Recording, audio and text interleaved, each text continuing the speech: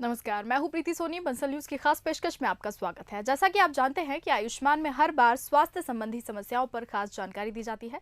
इस कड़ी में आज हमारे साथ है डॉक्टर विनीता रामनानी, जो बंसल हॉस्पिटल में कंसल्टेंट ऑप्थेल्मिक सर्जन हैं और ग्लूकोमा स्पेशलिस्ट भी। डॉक्टर विनीता, बहुत बहुत स्वागत है आपका। नमस्कार, धन्यवाद। तो आज हम बात करेंगे बदलते मौसम में आंखों की बीमारी और उसके बचाव के बारे में। अगर आपकी भी इससे जुड़ी कुछ समस्या या सवाल है तो हमारे फोन नंबर लगातार टीवी स्क्रीन पर फ्लैश हो रहे हैं, आप इन पर कॉल कर सकते हैं और अपने सवालों के जवाब जान सकते हैं। डॉक्टर विनीता, सबसे पहले यही जानना चाहूंगी कि ये जो बारिश का मौसम है, किस तरह की समस्याएं आंखों में इस मौसम में हो सकती हैं? जी बिल्कुल, बारिश का मौसम तो बहुत सुहाना मौसम है। इसमें हमें अपनी सेहत का ख्याल बहुत अच्छे से रखना है, और क्योंकि आंखें हमारी बहुत सेंसिटिव होती है तो आंखों में संक्रमण बहुत कॉमन है बारिश के दिनों में। इसमें ह्यूमिडिटी की वजह से बैक्टीरियल और वायरल इन्फेक्शंस बहुत ज़्यादा होते हैं आंखों में। तो कई मरीजों का गला खराब होगा, सर्दी खांसी जुकाम के साथ में आंखों में लालिमा, दर्द, चुभन, खुजली और स्वेलिंग हो जाएगी। ये जो वायरल इन्फेक्शन है ये सबसे ज़्यादा कॉमन है बारिश में, क्योंकि वेदर बदलने की वजह से वो वायरल इन्फेक्शन कॉमन हो जाते हैं। इसमें लेकिन कीचड़ नहीं आता है मरीज को, तो आंखों में स्टिकीनेस या जो चिपचिपा द्रव्य होता है वो नहीं निकलता है, लेकिन वाटरिंग बहुत ज़्यादा मरीज को होती है।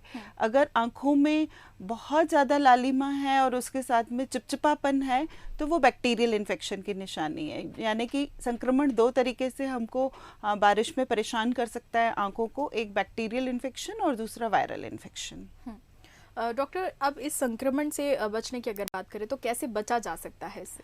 सबसे ज़्यादा इम्पॉर्टेंट ये है कि जब भी हम बारिश में बाहर गीले होते हैं तो थोड़ा सा केयरफुल होएं। घर आते से ही अपनी आंखों को पानी से धो लें, और जो हमारे बिलोंगिंग्स हैं जैसे टॉवेल है, तौलिया है, तकिया है, इनको थोड़ा सा अलग रखें बाकी मरीजों से।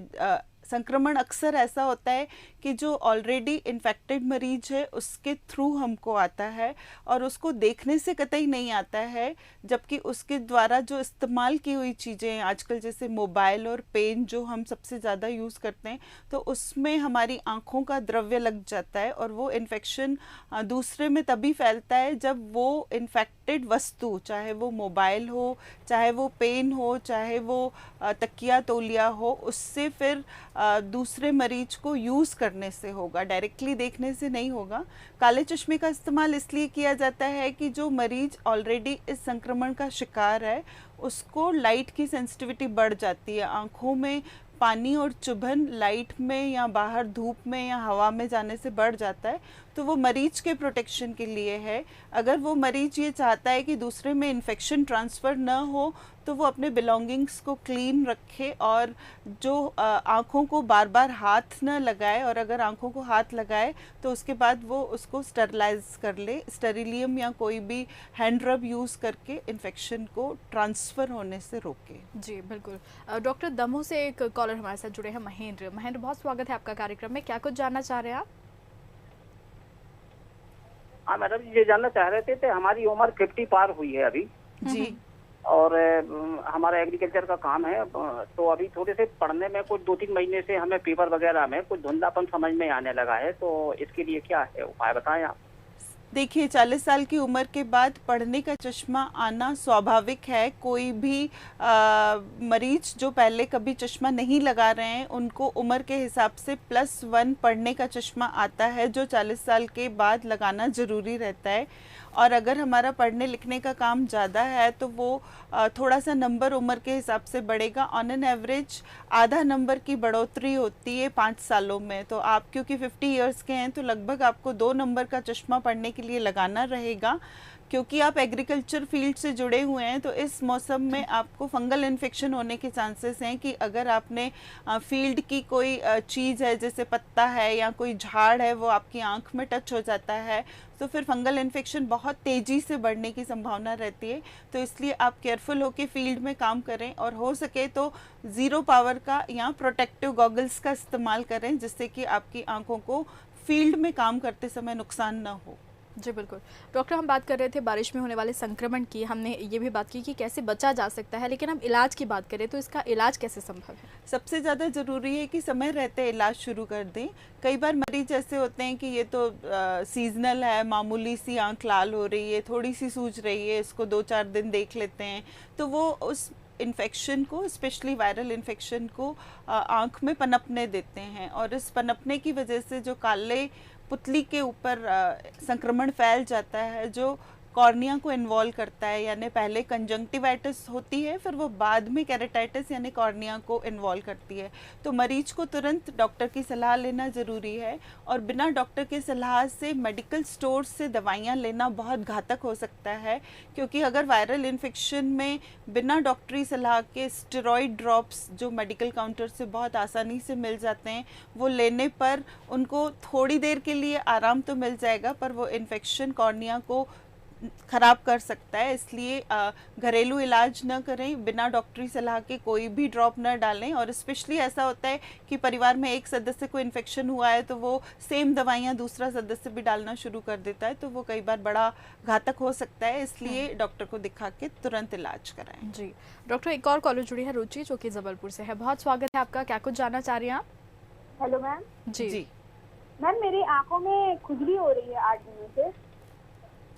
जो ईचिंग है वो हमारी एलर्जी की निशानी है और इस मौसम में एलर्जी भी बहुत ज़्यादा कॉमन होती है और ये जो एलर्जी है ये धूल मिट्टी धुएं की हो सकती है, गर्मियों में ये धूप की हो सकती है और अगर आप कोई केमिकल चेहरे के चारों तरफ या आंखों पे लगा रहे हैं तो उससे भी नुकसान हो सकता है। तो अगर आप काजल का इस्तेमाल कर रहे हैं तो प्लीज़ उसे नहीं यूज़ करें और अगर ज़्यादा खुजली हो रही है तो आप डॉक्टर को संपर्क करके एंटी एलर्जिक ड्रॉप्स का सेवन करें। जी डॉक्टर, जैसे आपने बताया कि आंखों में जो खुजली हो रही है वो एलर्जी की वजह से हो सकती है और हम जो बात कर रहे हैं सीजनल संक्रमण के बारे में, तो क्या कुछ अंतर है इन दोनों में? जी बिल्कुल, क्योंकि ये दोनों चीज़ें आ सकती है। आपकी आंखों में एलर्जी की वजह से भी चुभन, जलन, खुजली, लालिमा, दर्द कुछ भी हो सकता है और संक्रमण से भी होगा। ये आपको डॉक्टर को दिखाने से ही पता चलेगा कि आपको एलर्जिक कंजंक्टिवाइटिस हो रही है कि वो इन्फेक्टिव कंजंक्टिवाइटिस हो रही है। दोनों के प्रायः लक्षण एक जैसे होते हैं और आपका डॉक्टर आपकी मशीनों से जांच करके ये निर्धारित करता है कि वो एलर्जिक वैरायटी की इन्फेक्शन कंजंक्टिवाइटिस है या इन्फेक्टिव वैरायटी है जो बैक्टीरियल और वायरल जैसे हमने अभी डिस्कस किया, क्योंकि दोनों का इलाज और दोनों का तरीका बिल्कुल अलग अलग है। तो स्वेलिंग ज़्यादा हो रही है, आंखें बहुत ज़्यादा लाल हो रही है या चिपचिपापन है तो ये संक्रमण की ज़्यादा निशानी है बनिस्बत की एलर्जी जिसमें कि आंखों में सूजन कम होती है लेकिन मरीज को अनईजीनेस कंप्यूटर और मोबाइल पे काम करने में एलर्जी में ज़्यादा होती है। जी बिल्कुल। एक और कॉलर हमारे साथ जुड़े हैं, वेद प्रकाश, जो कि जबलपुर से जुड़े हैं। बहुत स्वागत है आपका कार्यक्रम में, क्या जानना चाह रहे हैं आप? हाँ मैडम, वो क्या कि मैं 3-4 साल हो गए मेरे को आँख में क्या पहले धुंधलापन सा दिखता था। मतलब वेद प्रकाश जी, अपने टीवी का वॉल्यूम थोड़ा कम कीजिए और थोड़ा तेज बोलें। हाँ जी मैडम। हाँ, मैं क्या 4-5 साल हो गए मैं आँखों में क्या फिटकरी से थोड़ा सवेरे उठ के उसमें कीचा मारता हूँ। तो हेलो। हाँ जी बोलें। हाँ, तो थोड़ा क्या जैसे आँखें हमारी चिपचिपाती थी वो तो मतलब साफ हो गई है, पर क्या है कि बारीक अक्षर मेरे को पढ़ने में बड़ी दिक्कत होती है, बाकी दूर का तो बहुत बढ़िया दिखता है। आपकी उम्र क्या है सर? हम 55 मैडम। सर 55 साल पे पढ़ने का चश्मा कंपलसरी लगाना पड़ेगा। बिना चश्मे के आपको पास की चीज़ें धुंधली दिखेगी और आंखों पे जोर आएगा, इसलिए आप पढ़ने का चश्मा डॉक्टरी सलाह से लेके इस्तेमाल करना शुरू करें, भले उसको पढ़ते लिखते समय लगाएं। जैसा कि आपने बताया कि आपकी आंखों में चिपचिपापन होता है और सुबह वो तकलीफ़ ज़्यादा होती है तो आप लुब्रिकेटिंग ड्रॉप्स का इस्तेमाल कर सकते हैं और अगर कोई संक्रमण है तो उसका एक प्रॉपर इलाज लेके उस संक्रमण को रोक सकते हैं। जी बिल्कुल। डॉक्टर, हम बात कर रहे थे एलर्जी की। संक्रमण से बचने के लिए तो हमने डिस्कस किया ही, लेकिन एलर्जी से अगर बचना है तो क्या कुछ सावधानियां रखी जानी चाहिए? जी बिल्कुल। ये जो एलर्जी है ये इंडिविजुअल बॉडी रिस्पॉन्स है। कई पेशेंट्स को स्किन की भी एलर्जी होती है इन दिनों, और गले में भी एलर्जी होती है जिसकी वजह से उनको थ्रोट इन्फेक्शन होने लगता है। तो ये कुछ पेशेंट्स होते हैं जिनकी इम्यूनिटी कम होती है, वो टाइम से खाते पीते सोते नहीं हैं, ओवर एग्जर्ट करते हैं, तो उनको ये वायरल इन्फेक्शन और एलर्जी ज़्यादा अफेक्ट करते हैं। तो सबसे ज़्यादा इस मौसम में अपने खान पान का ध्यान रखें, बारिश में बहुत ज़्यादा न भीगें, जिसकी वजह से उनका इम्यून सिस्टम कम काम करता है और आँखों में और बाकी जगहों पे इन्फेक्शन और एलर्जी होने लगती है। आँखों की एलर्जी की जहाँ तक बात करें तो क्योंकि इसमें कॉस्मेटिक्स का बहुत बड़ा रोल है, कई बार क्या होता है कि कॉमन कॉस्मेटिक्स यूज़ किए जाते हैं, तो वो अवॉइड करें कि एक का कॉस्मेटिक दूसरे में यूज़ ना हो।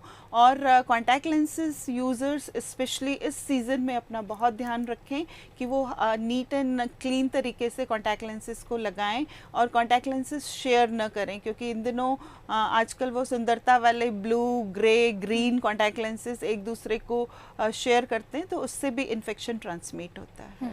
डॉक्टर, एक और कॉलर हैं अंकिता, जो कि भोपाल से हैं। अंकिता, बहुत स्वागत है आपका कार्यक्रम में। क्या जानना चाह रही हैं आप? हेलो जी, अपना सवाल पूछे अंकिता। मैम, मुझे ये क्वेश्चन करना था। मेरी मदर की एज 50 इयर्स है और मतलब उनको जब हमने टेस्ट कराया तो उनका ग्लूकोमा पॉजिटिव आया, उनको ग्लूकोमा बताया गया। उसके बाद हमने उनकी सर्जरी भी करवाई, लेकिन आफ्टर डेथ सर्जरी के बाद भी उनको पेन बना रहता है। तो मैं ये जानना चाहती हूँ कि क्या लाइफ लॉन्ग उनको दवाई लेनी पड़ेगी या कुछ ऐसा ट्रीटमेंट है कि दवाई को उससे फुल्ली क्योर हो सकते हैं? देखिए, ग्लूकोमा एक ऐसी बीमारी है जिसमें आंखों का दबाव बढ़ता है, देखने वाली नस कमज़ोर होती है और मरीज को साइड से दिखना कम हो जाता है। और आप जब ग्लूकोमा के डॉक्टर के पास जाते हैं तो वो आपकी ग्लूकोमा की जांच करके आपको बताता है कि आपको किस किस्म का कांचिया बिंदु है और वो कौन सी स्टेज में है। क्योंकि ग्लूकोमा में अनफॉर्चुनेटली ऐसा होता है कि जो रोशनी चली गई है वो वापस लौट के नहीं आती है, और फिर जो इलाज हम करते हैं वो मरीज को उसकी स्टेज के अकॉर्डिंगली लेज़र से, ड्रॉप से या ऑपरेशन से ठीक किया जा सकता है। जैसा कि आपने कहा कि आपने ऑपरेशन करवाया हुआ है, तो वो देखना पड़ेगा कि किस तरीके से उनका ऑपरेशन हुआ है, क्या वो सक्सेसफुल है आपके प्रेशर और ग्लूकोमा के डैमेज को रोकने के लिए। तो फिर एक फील्ड टेस्ट भी ज़रूरी रहेगी। और पेन जो है वो यूजुअली ग्लूकोमा में नहीं होता है अनटिल अनलेस कि उनको कोई ड्राइनेस या एलर्जी की प्रॉब्लम हो।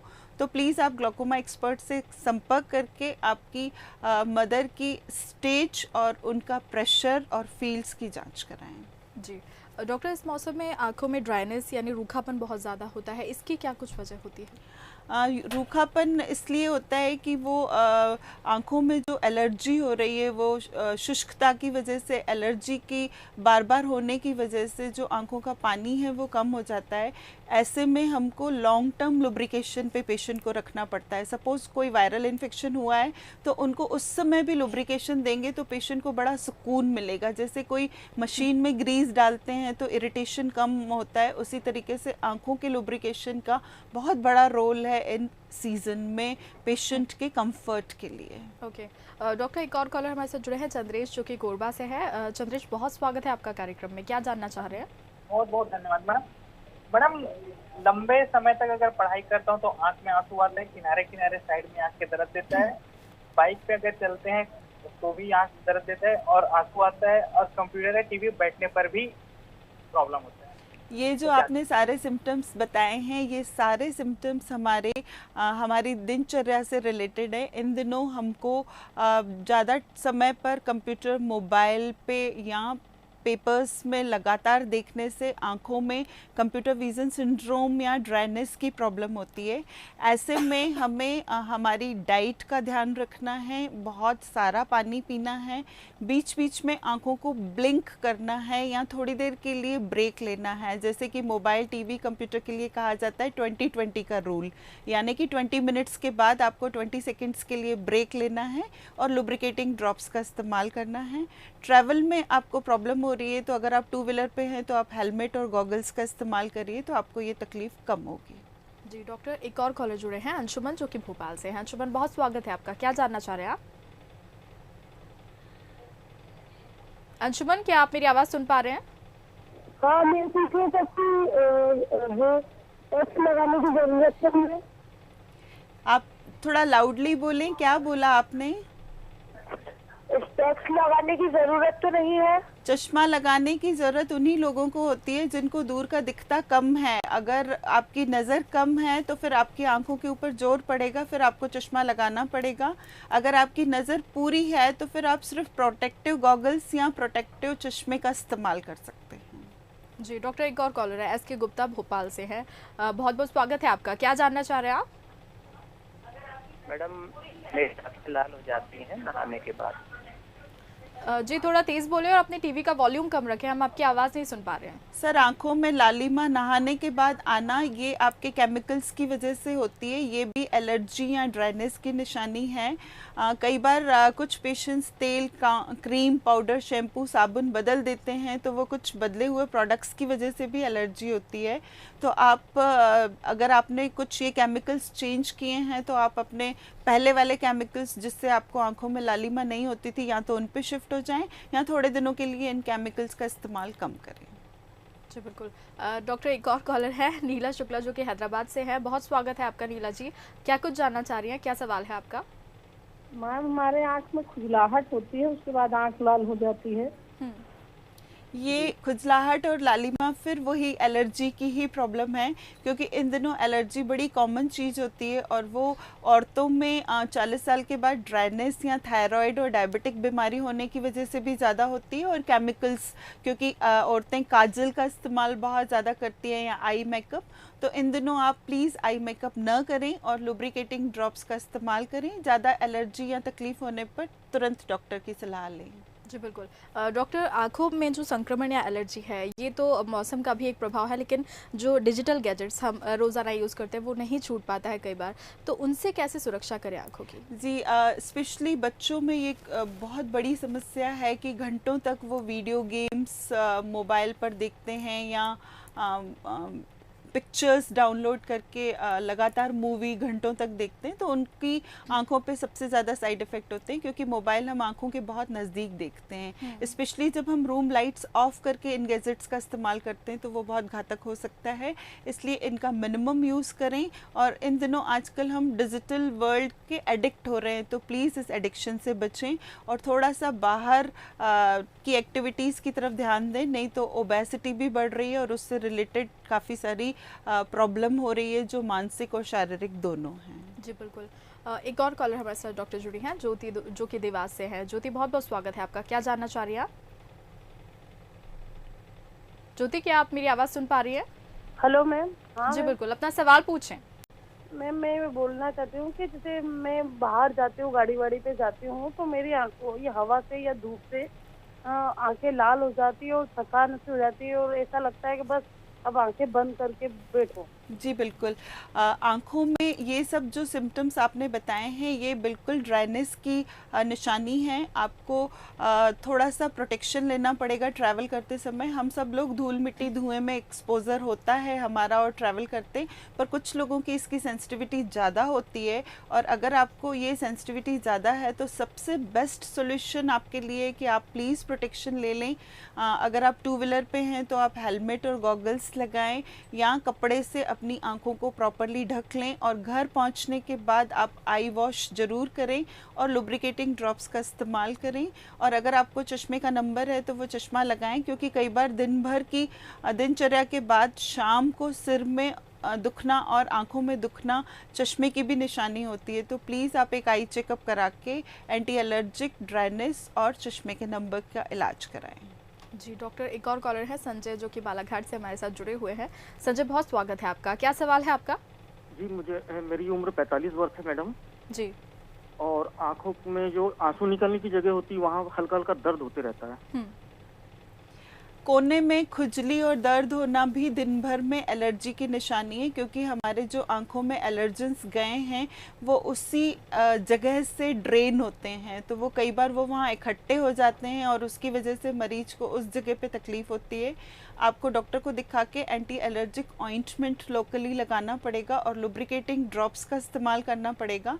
अगर ज़्यादा तकलीफ है तो आप हल्की सी गर्म सिकाई भी प्रेस से रुमाल को गर्म करके सेक सकते हैं। जी बिल्कुल। डॉक्टर, अगर हेडेक है तो क्या इसका भी आंखों से संबंध है, क्या कुछ प्रभाव हो सकता है? हेडेक बहुत कॉमन प्रॉब्लम है, स्पेशली बच्चों में या फीमेल्स में, जिसमें कि दिन भर की ओवर एक्टिविटीज़ की वजह से, जिसमें हम अपने डाइट को भी कई बार इग्नोर करते हैं या कई बार अपने पोस्चर को भी ध्यान में नहीं रखते हैं, कंप्यूटर, मोबाइल और टीवी हम लेट के इस्तेमाल करते हैं, तो ये कई सारी वजहों की वजह से आँखों में और सिर में दर्द उठता है। और कुछ लोगों को चश्मे का नंबर होता है और वो चश्मे का इस्तेमाल नहीं करते हैं क्योंकि उनको पास में लगता है कि हमें सब कुछ दिख रहा है बिना चश्मे के, तो चश्मा होने के बावजूद भी वो चश्मा नहीं लगाते हैं और ये गैजेट्स का इस्तेमाल करते हैं, जो शाम तक दर्द के रूप में आ सकता है। तो इसलिए हेडेक वाले मरीजों को रेगुलर आई टेस्ट कराना है और चश्मा है तो चश्मे का नंबर रेगुलर लगाना है, भले उनको पास की चीज़ें दिख रही है पर फिर भी चश्मा लगा के वो सब गैजेट्स को यूज़ करें। जी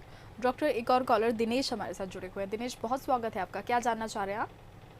मैडम, मेरे राइट आँख जो है आज एक हफ्ते से बहुत ज़्यादा फड़फड़ाती रहती है दिन भर। आंखों का फड़फड़ाना दो वजहों से होता है। एक कि आपकी आंख में कुछ फॉरेन बॉडी है या कोई एलर्जी है जिसकी वजह से आपको इरिटेशन हो रहा है और उस इरिटेशन को कंपनसेट करने के लिए आपकी आंख फड़फड़ा रही है, तो उसमें आई टेस्ट कराना बहुत ज़रूरी है कि कोई फॉरेन बॉडी तो नहीं है या कोई लुब्रिकेटिंग ड्रॉप्स का यूज़ तो आपको ज़रूरी नहीं है। और जो दूसरा फड़फड़ाने की वजह है वो नर्व्स की वजह से है, तो कई बार नर्व्स में विटामिन की कमी होने की वजह से भी हमारी आँखें फड़फड़ाती है। अगर आपको थायराइड या डायबिटीज़ की प्रॉब्लम है तो प्लीज़ आप उससे भी चेक कराएँ। जी बिल्कुल। डॉक्टर, भोपाल से सिद्धार्थ भी हमारे साथ फ़ोन लाइन पर जुड़े हुए हैं। सिद्धार्थ, बहुत स्वागत है आपका, क्या सवाल है?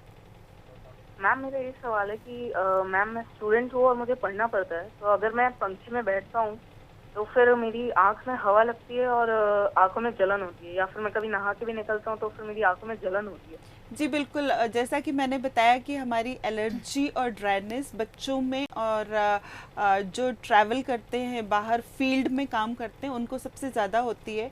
तो हमें बीच बीच में आँखों को बंद करना है या थोड़ी देर के लिए वहाँ से नज़र हटानी है, आँखों को पानी से वॉश करना है, लुब्रिकेटिंग आई ड्रॉप्स का इस्तेमाल करना है और एक बार आई टेस्ट ज़रूर करानी है कि कहीं आपको चश्मे का नंबर या एलर्जी के ड्रॉप्स की ज़रूरत तो नहीं है। जी बिल्कुल। डॉक्टर कौशलेंद्र हमारे साथ जुड़े बिलासपुर से, बहुत स्वागत है कौशलेंद्र आपका, क्या जानना चाह रहे हैं आप?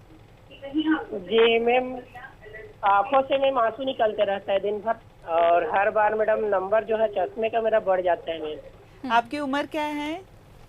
उम्र 31 है मैडम मेरा। 31 ईयर्स पे चश्मे का नंबर यूजुअली नहीं बदलता है अनटिल अनलेस कि आपको कोई आंखों की बीमारी हो, वरना 0.25 का वेरिएशन प्लेस टू प्लेस होता है। जो हमारे चश्मों का नंबर है वो हमारी आंखों की बनावट की वजह से है, तो वो यूजुअली 20, 22, 25 साल के बाद स्टेबलाइज हो जाता है। आंखों में आंसू निकलना वही प्रॉब्लम है आपको कि कहीं एलर्जी हो रही है या फिर आंखों में रूखापन है जिसकी वजह से रिफ्लेक्सली आपको वाटरिंग हो रही है, तो प्लीज़ आप एक रूटीन आई टेस्ट कराएं और अगर 0.25 का वेरिएशन है तो प्लीज़ बार बार चश्मे न बदलें। जी बिल्कुल। डॉक्टर, क्या शारीरिक बीमारियों का भी आंखों पर असर होता है? जी बिल्कुल, जैसा मैंने अभी कहा कि हमारी जो आंखें हैं वो शरीर का आईना है, तो अगर हमारी आंखों में कोई प्रॉब्लम है तो वो कई बार हमारी शारीरिक बीमारियों की वजह से होती है और इसमें सबसे मुख्य कारण है डायबिटीज़, जिसमें कि डायबिटीज़ की वजह से हमारी आंखों में ड्राइनेस, मोतिया बिंदु का आना, कांचिया बिंदु का ज़्यादा इंसिडेंस होना और सबसे ज़्यादा इम्पॉर्टेंट है आई के पर्दे के ऊपर खून के धब्बे आना, जिसे हम रेटिनोपैथी कहते हैं। तो अगर हाई ब्लड प्रेशर है, हाई शुगर है, स्पेशली अनकंट्रोल्ड शुगर है, पेशेंट को अगर थायराइड की प्रॉब्लम है या न्यूरोलॉजिकल प्रॉब्लम है, क्योंकि इनडायरेक्टली हमारी जो देखने वाली नस है वो ब्रेन तक पहुंचती है और ब्रेन उसको समझ के हमको किसी भी व्यक्ति का प्रतिबिंब दिखाता है, तो न्यूरोलॉजिकल प्रॉब्लम्स में भी हमारी आंखों में प्रॉब्लम आती है। औरतों में आर्थराइटिस ज़्यादा कॉमन है, तो वो ड्राइनेस आर्थराइटिस की वजह से भी आती है और कई आर्थराइटिस के पेशेंट बहुत सारी दवाइयों का इस्तेमाल करते हैं जो स्टेरॉइड्स और इम्यूनो सप्रेसेंट्स होती हैं, तो उनके साइड इफ़ेक्ट्स की वजह से भी आंखें ख़राब होती हैं। नेफ्रोटिक पेशेंट्स जिनको किडनी की प्रॉब्लम है, वो भी बहुत ज़्यादा आँखों पर असर डालती है, क्योंकि जितनी पतली वेसल्स हमारी किडनी में हैं वैसी ही आँखों में भी है। तो अगर किसी वजह से हमारी किडनी में डैमेज हुआ है, शायद वो डायबिटीज़ या ब्लड प्रेशर या कोई और बीमारी है, तो वो उनका डैमेज हमारी आँखों में भी आया है। तो प्लीज़ ऐसा ना सोचें कि हम पहले शरीर को ठीक कर लेते हैं फिर आँखों को दिखाएंगे। हमको पैरेलल दोनों का इलाज करना बहुत ज़रूरी है, नहीं तो ऐसा ना हो कि कहीं देर हो जाए और आँखों में हम विज़न हमेशा के लिए खो बैठें इन शारीरिक बीमारियों की वजह से। चलिए डॉक्टर, बहुत बहुत शुक्रिया स्टूडियो में आने के लिए, हमसे बातचीत के लिए। नमस्कार। तो इसी के साथ हमारे इस खास पेशकश में फिलहाल इतना ही। कल फिर हाजिर होंगे एक नई स्वास्थ्य संबंधी समस्या को लेकर, साथ ही बताएंगे उसके उपाय भी। फिलहाल दीजिए इजाजत, नमस्कार।